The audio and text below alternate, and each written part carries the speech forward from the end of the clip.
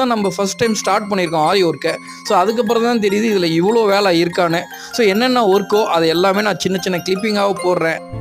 இது வந்து பார்த்திங்கன்னா நம்ம ஸ்டார்ட் பண்ணுறதுக்கு முன்னாடி ப்ரிப்பேர் பண்ணுறதுங்க. ஸோ ஒரு டிசைனை நம்ம எப்படி ரெடி பண்ணணுன்னு ட்ராயிங் நம்ம ட்ரேசிங் பேப்பரில் போட்டுக்கிட்டு அந்த ட்ராயிங்கை தான் நம்ம என்ன பண்ணுறோன்னா ஸோ நம்ம மெட்டீரியலில் வந்து ஃபிக்ஸ் பண்ணுறோம், ப்ளவுஸாக மாற்றுறோம்.